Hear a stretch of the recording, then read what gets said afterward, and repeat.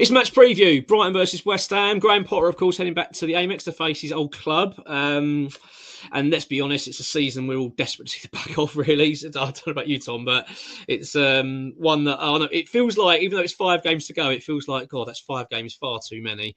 But yeah, we are here. But Tom, you're back on the channel. How are you doing, mate? You doing well? I'm very well, thank you. Like I say, other than West Ham being dreadful and ruining the weekend, other than that, day to day, I'm doing well, thank you. Well, I'm surprised. Well, exactly. Apart from West Ham, everything else is all right. The sun's shining, everything else, but West Ham, let's try and park that. Just to say before we get into the preview, Tom's obviously been involved with the channel now a little while doing previews, but you're going to be now taking on sort of our lunchtime shows. That'll be starting from next week. Tom, is that right? You're going to be seeing a bit more of your face on the channel. Yeah, unfortunately for some That's people. lucky. But looking forward to it. Yeah, would like to get my opinion across on a few topics with West Ham related. So from next week, you'll be seeing a bit more of me. So yeah, sorry about that. Yeah, it's just a shame that it's on a season like this, isn't it? You know what I mean? It'd be nice to have joined a season where things are going really well. So when you got to share, it's one of those things that, don't get me wrong, love doing this. It is good fun, but when things aren't great, it can be, God Almighty. So it's hard. You know what I mean? I even had to have a day off. Last week I literally had to just switch off from football completely. It was like I just couldn't do it. So, but we're back here and we've got to try and muster up the energy and enthusiasm. And Tom, it feels like a game actually where it's really crucial now that we really need to see something, because we're running out of games now for the end of the season. And let's be honest, it couldn't have gone much worse this season, and also for Graham Potter. So this feels like a big game, actually, even though we're not playing for anything. But I know we said this about Southampton, but I mean, my word, we really do need some optimism, don't we?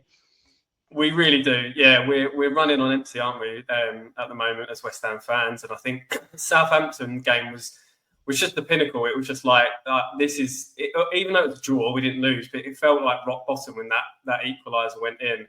It felt like, what is there to be excited about for West Ham at the moment? We obviously have our problems with the owners, the way the club's run, but also now you feel like the management. Before, when he came in, it felt really positive, and now you're thinking, is he the right man? And then you've got the playing staff as well, where you've got players just not performing. Fullkrug coming out and giving that interview, which I quite liked, but there just is a complete disconnect running through the club to the fans. And yeah, it feels like if we can get any signs of positivity in these last 5 games, then that will be a good thing, because we need it. We really need it. Yeah, I mean, I'll talk about West Ham in a minute. I mean, I've got to be honest, my concern levels are rising all the time now at the moment. As much as I want to try and keep that positive feeling of, look, once we have a bit of a rebuild, things will look a bit better. But there's clearly a lot of issues at the football club at the moment. Before we talk about good old West Ham, let's talk about Brighton. 10th in the league at the moment, not in great form. Probably not a bad time to be playing them. The last 5 games, they haven't won. 2 draws and 3 defeats. There's a bit of pressure, I think, on Herzl at the moment. I do get the feeling there's a bit of discontent at that club with the manager. I think because of what they've experienced in terms of, obviously, had Potter, which was a successful time with the club, and then they've then moved on. Who was the manager? Sorry, I've just got my name. Who was the guy that was... De Zerbi, and of course, and he of course went on to Marseille. I just feel like Herzl, he's probably not hit the ground as they were hoping for. They're not quite as consistent. I mean, but look, that just shows how well they're doing as a football club. The fact they're 10th and they're competing for European football and they're not happy. What were your thoughts on them? Do you think they're going to get European football this season? I think they might miss out just because of that form you talk about. They have been in recent weeks really struggling. Home game against Leicester recently, which you'd have thought was a home banker, and they come out with a 2-2 draw. So yeah, I think they will just miss out. There just seems to be too many teams playing well at the moment that will mean they miss out. But like you say, I mean, Brighton finishing mid-table and being unhappy with that shows how far they've come, shows the model of what they're working to. But I do sort of think, that their model has pros and cons, because it's set them into a real consistent Premier League side now, which, a few years ago they weren't that. And they are really, and they consistently churn out good players and sell them on. And same with managers. I like Herzl. I think plays a good brand of football. He's done a steadying job. But you always feel like, what is that their ceiling? Like, what can they do? If they continue to sell their best players, they continue to move players on, what is their ceiling? Like, could they be a regular top 6 side? which I just doubt that they can. You know, De Zerbi, like I say, finished, I think, 6th a couple of seasons ago. They got into Europa League and sort of didn't do too well there. And I just think that just the best we're going to see from Brighton, unless they say, no, we're going to grow this team. They've obviously got a few really good young players this season. Can they keep hold of those now and actually add to it, rather than, right, we've lost a player each season and or even two, and then go from there? So I think he's done a good job. Hertzler, I don't mind him. He's obviously a very young manager. He's got a lot to learn in the game. But I think, you know, to be mid-table and sort of unhappy about that, and they've always been there and thereabouts. They've sort of fallen off recently, but this season they've picked up some really good wins. So I wouldn't be too unhappy as a Brighton fan. But you know, we've had that before, where you're mid-table and you're like, how do we push on to that next level? How do we break into that top 6 regularly, doing it season after season? And I think if you're selling your best players all the time, that's going to be difficult. Yeah, it's as you say, the fact that they're in this position and it being unhappy shows how well they've done. Tony Bloom, I mean, has been phenomenal for that football club. Really impressed. I mean, they are the epitome of the opposite of everything West Ham is. You know, well run, well organised, and it's from every level as well at Brighton. So that's what I love about them. It's like everything's well thought through, right from, you know, the manager selection to the recruitment of players to literally the food at the stadium and where they're sourcing their ingredients from. They make sure it's locally sourced, so they help the community.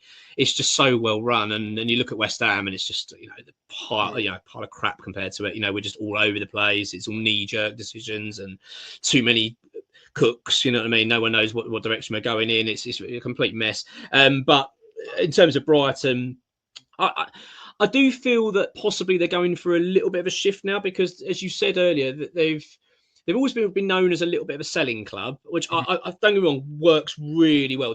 When that says selling club, it sounds like they can't keep hold of players. It's not they can't keep hold of players; they want to get rid of them. Yeah. They bring players in for literally £5 to £10 million, and they're worth 50 million within a season, and then they move them on, and then they go and reinvest. And because they've got this outstanding recruitment model, they just seem to be able to keep finding these players, and it's remarkable. I mean, it's a risky strategy at times, because you feel at some point it's not going to work, and then you find yourself a little bit unstuck.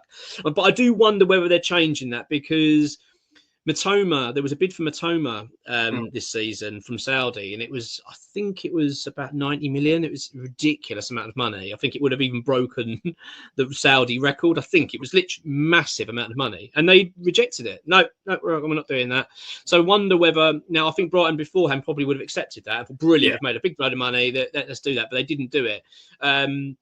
So I do wonder whether they are starting to move away from that now and starting to focus more on, let's keep our best players and let's try and push on.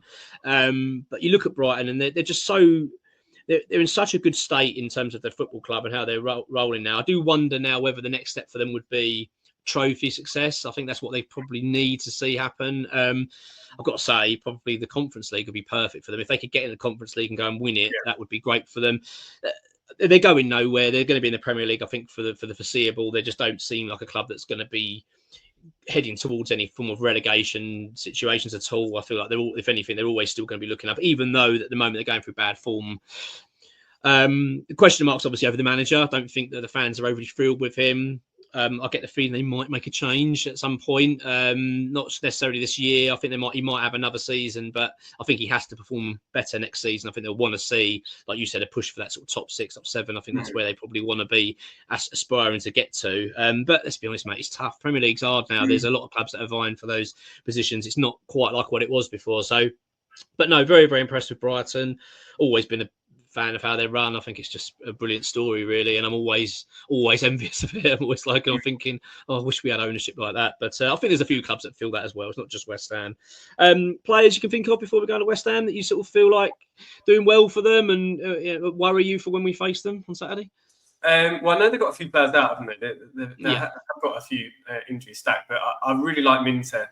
The winger, I think he offers a lot. He's just dynamic. He just goes past people. You mentioned Matoma as well, who seems like he's coming into a little bit of form.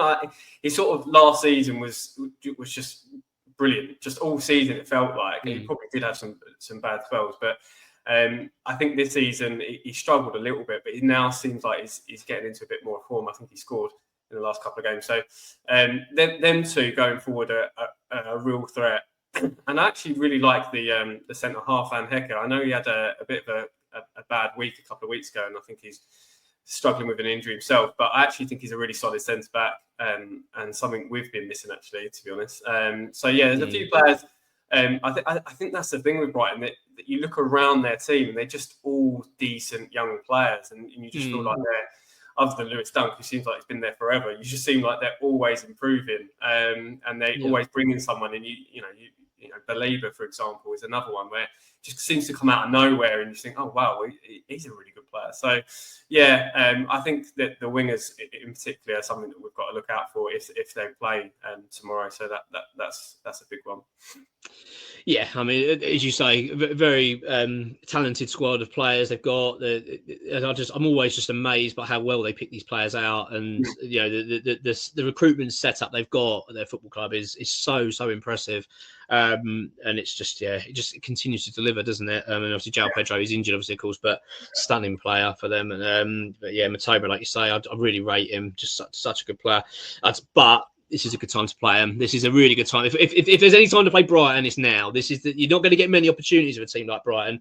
Brighton are not a team that really have bad periods of form. They usually have, you know what I mean? It's most of the time they're in good nick. So if this is the time for Potter now, you know, he's going against his old club. And he must recognise that this is a really big opportunity, because if we can lift the mood at West Ham, this is the time to do it. Do it now. Go away to Brighton and put in a good performance. And I think that's when we'll come to West Ham now. Performance is really big. So let's talk about West Ham. Talk about the team news, mate. Edson Alvarez has been ruled out with a back injury. I'm not believing that for a minute, to be honest. As far as we understand, it's from X. So this is how I see the story being. He's had a fallout with Potter, as far as I understand it. But Potter's not impressed with him and his attitude. And Alvarez apparently was supposed to be available to play against Southampton, and then he last minute reported a back injury, and apparently it's nothing, really. I think that's the rumour, that he'd said, I've got a back injury, I can't play. But the club have then said, okay, right. So basically, he ruled himself out of playing. So you can make of it what you will. It might well be he's got back injury. This is what Potter said. He went, yeah, he's got back injury. He'll be back next week. So look, it could well be it's legitimate. I checked him, everyone, yeah, he's not available. But it just, something doesn't add up there. And the fact that we've then quickly came out, leaked from the football club, that Alvarez is for sale. And there was even reports he might even play again for the club. So something doesn't seem right there. But look, let's go with a back injury. Alvarez is not available. No Somerville, of course, still out, which is just painful. And then Mikel Antonio, of course, still out and recovering. However, we've got Aaron Cresswell back available. He's come back from injury, and also Aaron Wan-Bissaka. I mean, it's a really tough time at the football club at the moment. It doesn't feel good. It doesn't feel like that breath of fresh air that we got from Potter at the beginning feels like it's faded quite fast. The issues at the club are still remaining, which begs the question: is it the manager? You know, we're all very quick to judge managers and be like, "That's the issue. That's the issue." If we just had a better manager, things would be great. But we're now on our third manager in a short period of time, and we're still saying the same problems that we had under David Moyes. We're still seeing the same problems we had under Lopetegui. So and Fullkrug's outburst has been taken in many different ways, and I totally get it, because people have their mind and agendas of when I say agendas doesn't sound right, their thoughts on how things are at West Ham, and then sometimes what you hear, you can hear it differently, because you're going, oh yeah, he's slating Potter there. He's absolutely slating Potter. I didn't hear that personally. I thought, actually, no, he's calling out the players. But some people go, no, he's criticising the manager. So it depends how you feel about things. But one thing I will say about Fullkrug's outburst is that this is really not new for him. He's done this throughout his whole career. He did it at Dortmund quite a lot. And in fact, that was one of the reasons I think that caused him a problem there, because he's very vocal. He doesn't hold back at all, which I quite like. But obviously, being a football manager at the time probably drives you a bit mad, because you're worried about what he's going to come out and say. But my point is, when you look back at his outbursts at Dortmund, he was criticising the manager and the players quite a lot, and saying his tactics aren't working. He's doing this, and he was talking about is it Terzic, Eden Terzic, and who's obviously at West Ham. And he really slated him, along with the performances of players. So people have said, oh, well, he would have slated Potter, but he wasn't able to. But I don't buy that then, because I'm like, well, he's done it before, and he's never batted an eyelid about slating manager. So I actually don't think a lot of this is sitting with Potter at the moment. I do think it's an attitude problem. I think it's a culture problem at West Ham. There's a real issue there. There's obviously players that know they're not going to be here anymore. It's a big problem, Tom, isn't it? I mean, going into this game, how are you feeling about it in a West Ham perspective? I mean, we'll talk about predictions in a minute, but in terms of Graham Potter and the magnitude of this game, do you think it's a kind of nothing game, or is it quite a big one for him to show that he can get things on track at West Ham? I think they're all big because, like you say, he needs to get some trust from the fans. Really, he needs to get some support back because a few fans are starting to turn on him and think that he's part of the issue. So I think they're all big, and again, like I said at the top, like you need some positivity. We're just been starved of it this season, so it'd be nice to end the season with good performances and some good results. But yeah, I mean, like you say, and what Fullkrug is alluding to in his interview, like it is just a cultural problem at West Ham. Like, and I think, you know, whether we rate the manager or not, I think it's sort of irrelevant at the moment. Like you say, 3 managers have had these same issues. It must be more than just the manager. So I do think it's a cultural thing. I think if we continue to sack managers quite easily off the back of, you know, bad form, bad results, then you are just telling players that they're not responsible. They're not to be held accountable.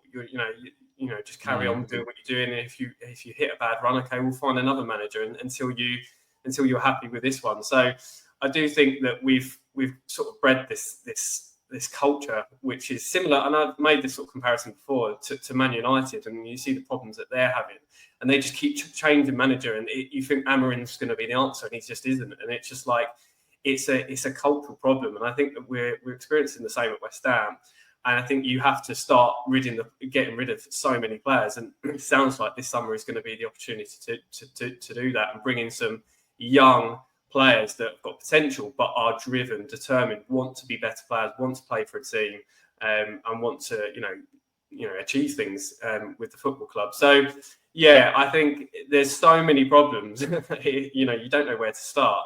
And this summer we're going to have to try and tick as many off as we possibly can. And therefore I would leave that sort of control of Potter at the moment, but I'm still not convinced as many West Ham fans are in terms of his decision making. And yeah, it just feels like we need to transition out of that Moyes style. And I'm not blaming Moyes by any stretch here, but he obviously was in charge for a long period of time, playing a certain way. We've obviously tried to transition out of that. And that is going to take time. And it's not about tactics, it's about mentality. Going into games and saying, we need to score more than 1 goal. We can't score 1 goal like we did against Southampton and just go, we'll just try and hold on to this like we would have done that under Moyes. We need to actually be more front foot. We need to be more aggressive and more intense, and that's, I think, what Fullkrug was basically saying. And you might basically need a new playing squad to do that, and that's why I hope this summer is a big clear out and bringing some young, fresh, exciting players in that are willing to just go. Let's go for it, because all these teams that we talk about and we do these previews and we say Brighton and Bournemouth and Brentford and all these other teams, even Palace. They've all got players that just go for it. They just attack. They just want to be on the front foot time after time after time. Don't matter what the score is. And we're just the opposite of that. We're just so passive, and it is a real problem. So many problems to talk about, really. But hopefully this summer is a bit of a clear out. So I can't even predict, like, for these final games. I can't even predict what we'll do. Like, it's just like you say, it's a good time to play Brighton, but it could also it's a good time to play West Ham. Like we're so bad at the moment. There is a world where we nick a result tomorrow, but I couldn't predict that because of how bad we are. We are just so bad that it's a big problem. Like I say, just get through these 5 games as quickly as possible and get the season over and done with. Yeah, I mean, my fear this season was going to be that we would struggle towards the end and stumble over the finish line. And then what that would mean is that we're going to be under pressure from the first whistle next season, I just think that is going to be the case now, which is a real worry. I'm very concerned about the football club in itself. I do feel that we've actually got a good coach in Graham Potter. I don't think he's a bad coach. I think he understands the Premier League. I think he's all right. Is he the best? No, but I don't think he's the worst. I think he's all right. I think he'd be a good fit for West Ham. The issue is that he's working at West Ham. which is not an easy club to work at. David Moyes was very good at it. He's quite a tough character. He could handle Sullivan. He could handle Brady. He was quite good at batting these people away. I feel like that's a big problem at West Ham. We haven't really got any infrastructure. It's a bit of a mess. There's not a lot of support. I'm very worried. I'm worried about where things are going, and I'm concerned about how we're going to perform this summer in the market. It's just not a good time. But onto the footballing side of it, this is a big game for Graham Potter. He really does need to respond. That Southampton performance wasn't good enough. As you say, the reaction from the players, the reaction from how we reacted after we went 1-0 up wasn't good. It was really poor, and poor from Potter as well. He made some really poor substitutions. He didn't send the right message at all. He's got to show a reaction here. He needs to go out and pick a team that's going to go and fight. He's got to start showing some real fighters out there, because there's too many players out there that are looking ahead to the summer to moving on. Which is natural, I get it, but we can't have that. We've got to see players that are committed and want to get a result. This is a big game, I think, and it's a big game for him, obviously, against his old club. He won't want to go. We can't afford to lose it. I mean, my God, if we could lose this game, he's going to be in big, big trouble, especially against a team that is on bad form. You've got to go and get something, at least go and get a point. But I think it's also not so much on the result. We've got to see a good performance, much better performance from West Ham. Right, let's get into the team, mate. I'm going for 4-2-3-1. Is that something you're doing as well? Same as that, Yeah? Yeah. Sweet, okay. I'm going to go, right, Ariana in goal? Yeah. Right, my back four, I'm going to go for Aaron Wan-Bissaka at right back, Todibo and Mavropanos in the middle. And I'm going to put Emerson at left back. I'm going to drop Scholes only because I just feel like we need a bit of experience there. As much as I'm a bit worried about doing that, because I know Emerson's probably on his way. I don't know. I'm a little bit too minded about it, but I really want us to win this, get a result in this game, and play well. So I don't know. I probably will bring Scholes on, but yeah, that's what I'm going for. What's your back four? I've gone Wan-Bissaka, Todibo, stick with Kilman, and I've got Emerson as well for the same reason. Just it is a bit of a mess at the moment, and I just feel like throwing Scholes in there we're probably not doing him any favours at the moment. So I would go with Emerson. It's probably looking like the last few games of his West Ham career. So hopefully he goes out with a bit of a bang. But yeah, that's my back four.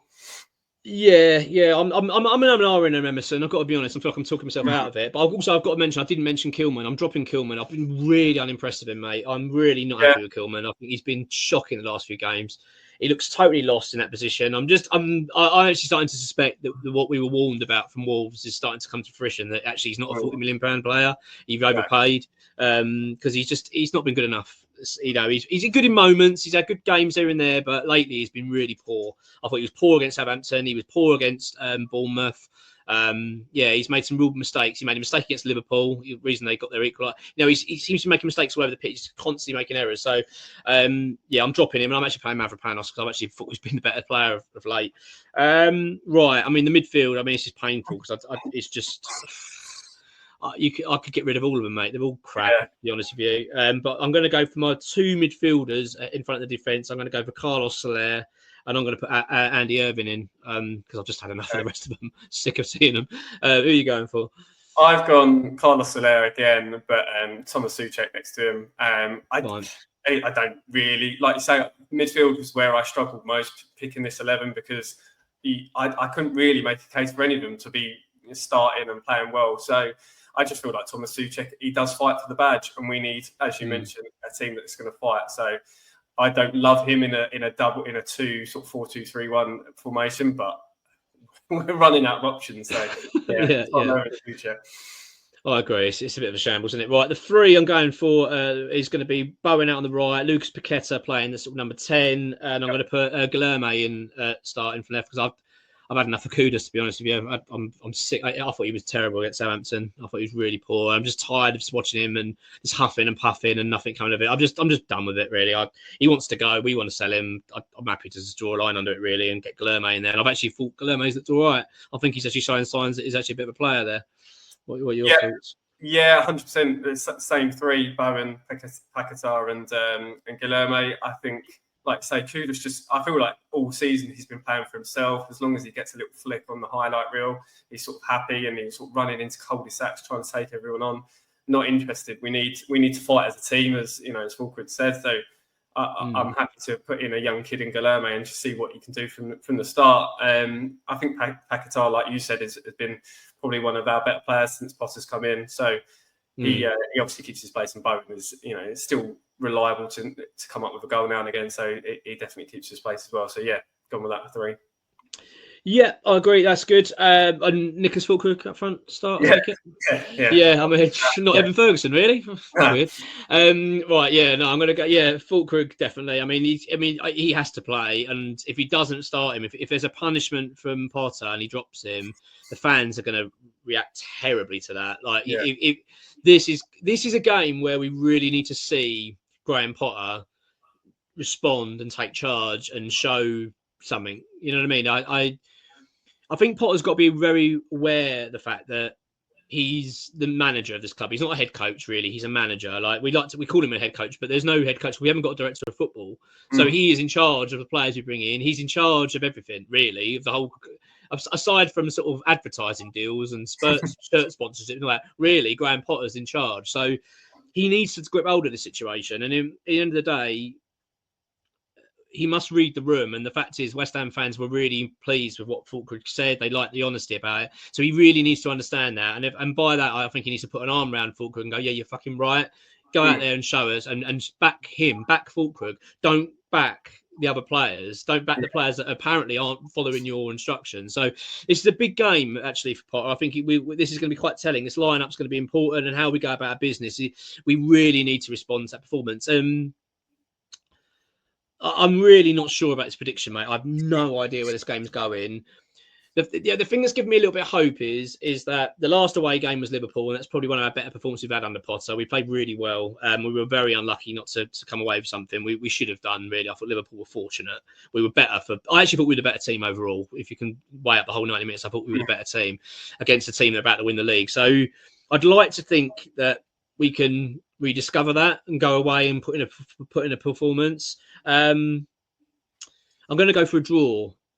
I'm going to go for 2-2. I think there's going to be a couple of goals in this. I don't know why. I just think there's going to be a couple of goals. That's my prediction. But this is pure hope. This is Claret and Glass is hope. What about yourself? What do you reckon? Yeah, I mean, there is a world. I mean, we're definitely better away from home. I mean, it's not hard, but we are definitely better away from home at the moment. There's a world where we set up, get men behind the ball and hit them on the counter-attack. Brighton out of form, lacking a bit of confidence, missing a few key players. There's a world where we get a result and get your 2-2 draw. I just can't predict it at the moment. I can't push for that because how bad we are, and I just think that I don't trust this group of players to care enough that if Brighton score a goal, let's say it's an early goal, to fight back. There's no fight in this team, and that's why you're spotted in what you say. If Potter punishes Fullkrug for showing the only bit of passion that we've seen from this West Ham team all season, then I'll be really unhappy, because that's what we need more of, and we need more of that passion, and it will be good to see it tomorrow. But I just don't think we will. I've gone for a 3-1 defeat. I don't see us winning. I think it's more of a perfect time to play West Ham than it is Brighton. I think Brighton will actually be licking their lips at this fixture. And I think they'll play us off the park and win 3-1. I just don't think we've got enough resolve in us to go, no, we're not going to let this happen today. We'll get something from it. I really hope I'm wrong. I hate to be negative, but I hope I'm wrong. But I just think it'll be a comfortable Brighton win. No, mate, there'll be many people. I mean, obviously, everyone get your predictions in. Give us your teams and what you think. But I'm sure there'll be a lot of people joining you, mate. I'll be honest. I wrote down 2-0 to Brighton. That was on my prediction sheet. I changed it while I was talking to you. I thought, maybe. And I thought, actually, that's why I put 2-2, because I wrote down originally we're going to lose. So you were certainly not on your own feeling that way. This is a tough season and really difficult. We really need something to cling on to here, West Ham fans. We need a lift. I'm really hoping they can give it to us on this weekend. It'd be fantastic if we can go there and put in a good performance. I think the performance is actually more important than the result, actually. Yeah. I think West Ham just need to go, put in a really good shift and work hard and get something from this game. It would be really good, but I'm certainly not holding my breath. Right, that's it, mate. Fingers crossed we get something. Obviously, everyone let us give us a like on this video. Do really appreciate it. Also, if you're not a subscriber, do subscribe. It takes 2 seconds. We really do appreciate it. Tom, you're going to be around next week doing your first set of videos, which will be really great. I'm looking forward to seeing them. But yeah, look, and we'll do a review, of course, of this. And fingers crossed we get something, mate. Who knows? But look, until then, everyone take care and yeah, come on your eyes.